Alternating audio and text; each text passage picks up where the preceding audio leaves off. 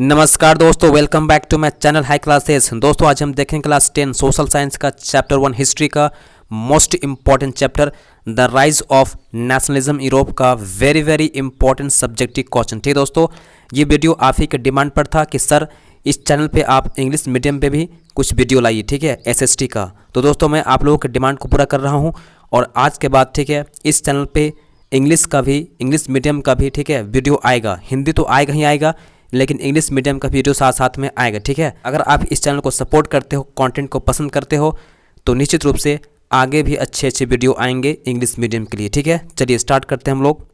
Question number 1 देखिएगा, most important है, explain the process of unification of Germany. ठीक है, वेरी इंपॉर्टेंट क्वेश्चन आपके एग्जाम के लिए। दोस्तों जो मैं पॉइंट दिया हूँ बस आपको वही लिखना है, ठीक है, एग्जाम में। इसका आंसर देखिएगा, the effort of installing a constitutional monarchy in Germany with the help of political association were failed by year 1848। ठीक है, इस पॉइंट को समझिएगा। 1848 में ठीक है पॉलिटिकल एसोसिएशन की सहायता से ठीक है जर्मनी में कॉन्स्टिट्यूशनल मोनार्की स्थापित करने की कोशिश की गई थी, जो असफल रहा। ठीक है, उसके बाद देखिएगा, the failure of the Frankfurt parliament clearly indicated that Germany can be unified only with the combined effort of the monarchy and army. ठीक है, ये बहुत ही इंपॉर्टेंट पॉइंट है इस क्वेश्चन का, इसको आपको ध्यान में रखना। ठीक है, इसके बाद आगे समझिएगा। ठीक है, फ्रैंकफर्ट पार्लियामेंट जैसे ही फेल हुआ, ठीक है, तो ये इंडिकेशन मिल गया था कि जर्मनी में अब जो यूनिफाई होगा, ठीक है, तो किसके एफर्ट से होगा, मोनार्की और आर्मी दोनों के एफर्ट से यूनिफाई किया जा सकता है। ठीक है, उसके बाद आगे एक पॉइंट समझिएगा, the movement of unification of Germany was leader by Prussia. ये आपके एक मार्क्स क्वेश्चन में भी आएगा। ठीक है, there the chief minister of Prussia कौन था, ओटो वॉन बिस्मार्क था। ठीक है, became the main architect in the process of unification of Germany. ठीक है, यानी कि जो यूनिफिकेशन ऑफ जर्मनी जो मेन प्रोसेस था, ठीक है, उसका जो मेन आर्किटेक्ट था, उसका जो मेन लीडर था, ठीक है, कौन था, ओटो वॉन बिस्मार्क था। ठीक है, अब इस पॉइंट को लिख दीजिएगा सेकंड पॉइंट में। ठीक है, अगला पॉइंट समझिएगा, पॉइंट नंबर सी। ठीक है, 3 wars were fought with Austria, Denmark and France over 7 years, ठीक है, which finally ended with the Prussian victory and then after the process of unification of Germany was completed। ठीक है, 3 war लड़ा गया था, 3 घमासान युद्ध हुआ था, ठीक है, ऑस्ट्रिया, डेनमार्क और फ्रांस के बीच में। ठीक है, 7 साल तक। फाइनली जो प्रश्न था विक्ट्री हुआ, विजय हुआ, ठीक है, और process of unification of Germany complete होता है। ठीक है, आपको यहाँ तक लिखना पड़ेगा, ये आपका दीर्घ उत्तरीय प्रश्न, ठीक है, लॉन्ग क्वेश्चन आपका है। ठीक है, चलिए नेक्स्ट क्वेश्चन करते हैं, मोस्ट इंपॉर्टेंट क्वेश्चन है। ठीक है, explain the process of unification of Italy. ठीक है, इसका आंसर देखिएगा, गुसेप मैजनी, ठीक है, started initiative for the unification of Italy. He formed a secret society called young Italy. ठीक है, इसको समझिए, इटली का जो मेन हीरो था, ठीक है, यूनिफिकेशन का, उसका नाम क्या था, गुसेप मैजनी। बस आपको याद रखना है गुसेप मैजनी। ठीक है, वही करवाया था यूनिफिकेशन ऑफ इटली। ठीक है, और उन्होंने ही एक संस्था बनाया था, सीक्रेट सोसाइटी बनाया था, जिसका नाम था यंग इटली। ठीक है, बस आपको इतना लिखना है। ठीक है, फर्स्ट में। इसका सेकंड पॉइंट देखिएगा। ठीक है, किंग विक्टर इमैनुएल सेकंड, ठीक है, try to unify Italian states through war. और जो राजा था विक्टर इमैनुएल सेकंड, ठीक है, उन्होंने यूनिफाई करने का प्रयास किया था इटालियन को थ्रू वॉर द्वारा। ठीक है, लड़ाई के द्वारा प्रयास किया था। अगला पॉइंट देखिए, further Victor Emmanuel second was supported and held by chief minister Cavour and large number of armed volunteers under the leadership of Giuseppe Garibaldi. ठीक है, आगे समझिए, विक्टर इमैनुएल सेकंड को, ठीक है, कौन सपोर्ट किया था आगे जाके, चीफ मिनिस्टर, ठीक है, कैवर, और large number of armed volunteers किसके लीडरशिप में, गुसेप गैरिबाल्डी के लीडरशिप में, सभी को मिल के इसको सपोर्ट किया था, किसको, विक्टर इमैनुएल सेकंड को। ठीक है, बस आपको इतना पॉइंट आपको लिखना है इस क्वेश्चन का आंसर। ठीक है, थर्ड क्वेश्चन देखिएगा। ठीक है, describe any 3 economic hardship faced by Europe in 1830। इसी को पूछेगा, ग्रेट इकोनॉमिक हार्डशिप इन यूरोप, ठीक है, prevailed in 1830, support the statement with argument. ठीक है, देखिए क्वेश्चन क्या पूछा गया है, 1830 ईस्वी में, ठीक है, यूरोप में, ठीक है, ग्रेट इकोनॉमिक हार्डशिप हुआ था। ठीक है, तो इसके सपोर्ट में आपको आर्ग्यूमेंट देना है, ठीक है, स्टेटमेंट देना है। इसका आंसर देखिएगा, द 3 इकोनॉमिक हार्डशिप, ठीक है, फेस्ड बाय यूरोप, ठीक है, इन 1830। पहला वन, नंबर 1 देखिएगा, high rise in population led to the unemployment condition and scarcity jobs. ठीक है, यानी कि 1830 ईस्वी में यूरोप में क्या हुआ ना, पॉपुलेशन बहुत तेज़ी से बढ़ता है। ठीक है, जिससे क्या होता है, अनएम्प्लॉयमेंट बढ़ जाता है। ठीक है, और वहाँ पर जॉब की कमी हो जाती है। नंबर 1 पॉइंट आप लिखिएगा। ठीक है, सेकेंड पॉइंट देखिएगा, the small producers face stiff competition due to imports of cheap machine goods from England, ठीक है। चूँकि इंग्लैंड में इंडस्ट्रियलाइजेशन हो चुका था, इसलिए वहाँ पर सामान जो आता था ना पक्का माल, ठीक है, बहुत ही चिप दाम में आता था, ठीक है। जिससे क्या हुआ, जो स्मॉल प्रोड्यूसर था ना वहाँ पर उसको कंपटीशन करना पड़ा, ठीक है, और वो कंपटीशन में फेल हो गए, ठीक है। इसीलिए वहाँ पर गरीबी और बढ़ता गया, ठीक है। नेक्स्ट पॉइंट देखिएगा, due to the burden of feudal dues and taxes there was bad harvest, ठीक है। चूँकि उस समय, ठीक है, 1800 ईस्वी में अच्छा खेती बाड़ी नहीं हुआ था, हार्वेस्टिंग में ठीक नहीं हुआ था, जिससे टैक्स बढ़ता गया और फ्यूडल ड्यूज था ना वो भी बढ़ता गया, ठीक है। उसका कर्ज जो है ना बढ़ता गया, ये भी एक रीज़न था। नेक्स्ट पॉइंट देखिएगा, फोर्थ पॉइंट, ठीक है, there was the rise in prices of food grains due to bad harvest which made the condition of the common people miserable, ठीक है। चूँकि हार्वेस्टिंग अच्छा नहीं हो पाया था, इसलिए फूड का दाम लगातार बढ़ रहा था, ठीक है, जिससे वहाँ का जो कॉमन पीपल था बहुत ही उसकी स्थिति बहुत दयनीय हो गई, बहुत ख़राब हो गई, ठीक है। ये आप पॉइंट रखिएगा।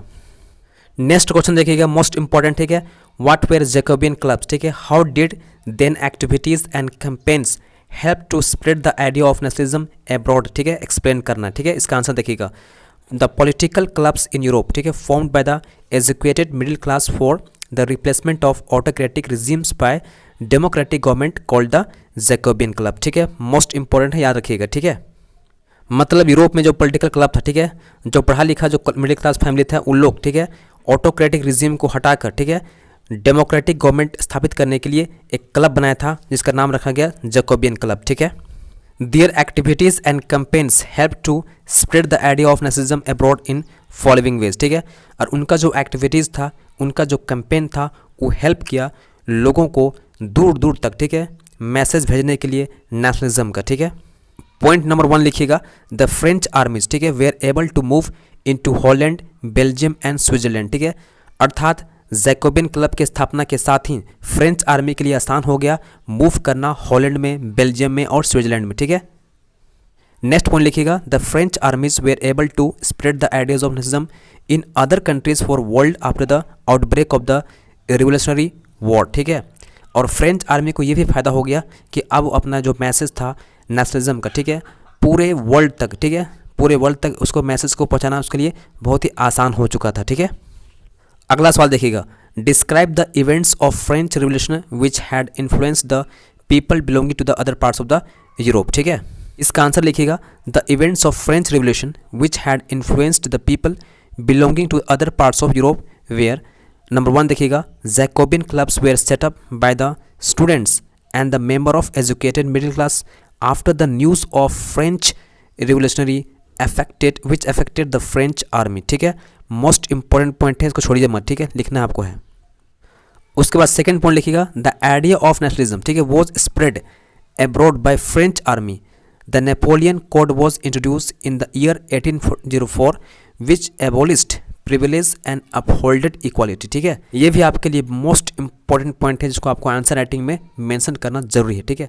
The idea of nationalism was spread abroad, विदेशों में फैलना स्टार्ट हुआ, ठीक है, द फ्रेंच आर्मी द्वारा, ठीक है। The Napoleon code was introduce in the year 1804, आपके 1 मार्क्स क्वेश्चन में भी आएगा तो इसको आप लिख सकते हो, ठीक है। विच एबोलिस्ड, क्या खत्म कर दिया, प्रिविलेजेस एंड अपहोल्डेड इक्वालिटी को खत्म कर दिया था, ठीक है।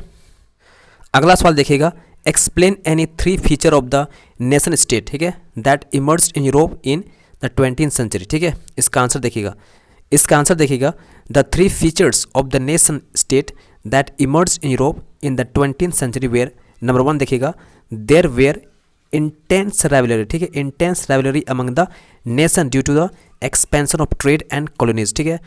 जैसे ही 20th सेंचुरी में, ठीक है, नेशन स्टेट इमर्ज होता है, ठीक है, यूरोप में ट्रेड को लेकर यानी व्यापार को लेकर और कॉलोनीज, ठीक है, गरीब देशों पर, ठीक है, अपना आधिपत्य जमाने के लिए, ठीक है, यूरोपियन कंट्री के बीच में कंपटीशन या वॉर स्टार्ट हो गया, ठीक है। सेकेंड पॉइंट दीजिएगा, the disintegration of Ottoman empire, ठीक है, ऑटोमन एम्पायर बहुत शक्तिशाली था लेकिन धीरे धीरे क्या हो गया, उसका पतन स्टार्ट हो गया, ठीक है। उसके बाद थर्ड पॉइंट दीजिएगा, the subject countries declare themselves as an independent countries, ठीक है। जैसे ही ऑटोमन एम्पायर, ठीक, कमज़ोर होता है, सभी जो छोटे छोटे कंट्रीज थे, ठीक है, अपने आप को आज़ाद करने के लिए आगे आ जाते हैं, ठीक है। नेक्स्ट क्वेश्चन देखिएगा, मोस्ट इंपॉर्टेंट है, explain any 3 feature of Napoleon code, ठीक है। इसका आंसर देखिएगा, the 3 features of Napoleon code are, ठीक है। नंबर 1 देखिएगा, it helped in restoring monarchy after destroying democracy, ठीक है। सेकेंड पॉइंट लिखिएगा, it helped in making the administrative system more rational and efficient. It abolish the privileges based on birth and help in gaining equality before law, ठीक है। अगला सवाल देखिएगा, most important, ठीक है। Explain the contribution of Giuseppe Mazzini in spreading revolutionary ideas in Europe, ठीक है। इसका आंसर देखिएगा, गुसेप मैजनी, ठीक है, was a great Italian revolutionary, ठीक है। He was born in Geneva in year 1807, ठीक है। गुसेप मैजनी जो था एक ग्रेट, बहुत ही महान इटालियन रिवोल्यूशनरी था, ठीक है।